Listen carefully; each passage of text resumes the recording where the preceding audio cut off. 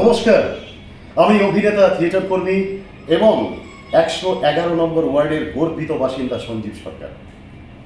আপনাদের সকলকে প্রাণ ভরা শুভেচ্ছা জানাই। একটা আনন্দের খবর দেব, সেটা হচ্ছে গড়িয়া গ্রন্থ মেলা 2025 শুরু হচ্ছে আগামীকাল, অর্থাৎ 21 তারিখ, 21শে মার্চ। এটা চলবে 30 তারিখ পর্যন্ত, 30শে মার্চ পর্যন্ত।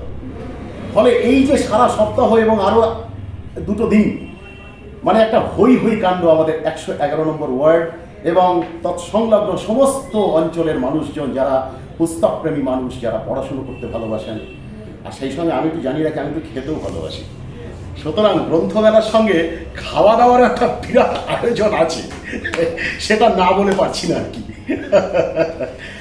এই যে সামগ্রিক আয়োজন, এর জন্য কৃতজ্ঞতা, আমার গর্ব সবার আগে আমাদের মাননীয়া মুখ্যমন্ত্রী শ্রীমতী মমতা বন্দ্যোপাধ্যায়ের যে উদ্যোগ এবং আমাদের আদরের মন্ত্রী মশাই শ্রী অরূপ বিশ্বাস মহাশয়ের এই যে ঐকান্তিক প্রচেষ্টা, তার ভাবনা, এবং যার কথা বলতেই হয়, মানে আমি তো আমার ভাই বলবো, ভাই বন্ধু সন্দীপ দাস, আমাদের 111 নম্বর ওয়ার্ডের কাউন্সিলর, আমাদের পুরপিতা, তার যে প্রচেষ্টা, ফলে আমার একটা কৃতজ্ঞতা আমার জানাতেই হচ্ছে।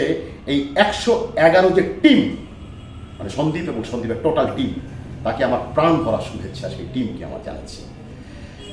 গড়িয়া এবং গড়িয়া সংলগ্ন যারা রয়েছেন বইপ্রেমী মানুষ, দেখুন এখন আমাদের ইন্টারনেটের যুগে খুব স্বাভাবিকভাবেই মানে একেবারে হার্ড কপি বই পড়ার আগ্রহ অনেক সময় কমে কমে আসছে, কিন্তু সেইটাকে বাঁচিয়ে রাখতে হবে।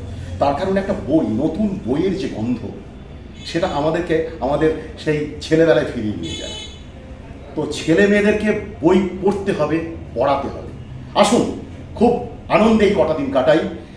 পূর্বপাড়ার যে মাঠ আমাদের, অর্থাৎ গড়িয়া মিতালি সংঘের যে মাঠ, সেই মাঠে আয়োজন হচ্ছে এই উদ্যোগ গড়িয়া গ্রন্থমেলা 2025।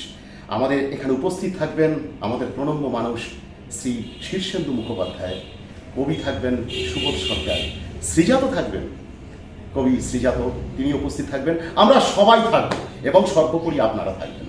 আপনাদের উদ্যোগে, আপনাদের সহযোগিতায়, আপনাদের উপস্থিতিতে এই গ্রন্থমেলা আমার আপনার সকলের। ভালো থাকুন, আনন্দে থাকুন সবাই। এই কটা দিন দেখা হচ্ছে গড়িয়া মিতালি সংঘের মাঠে। নমস্কার।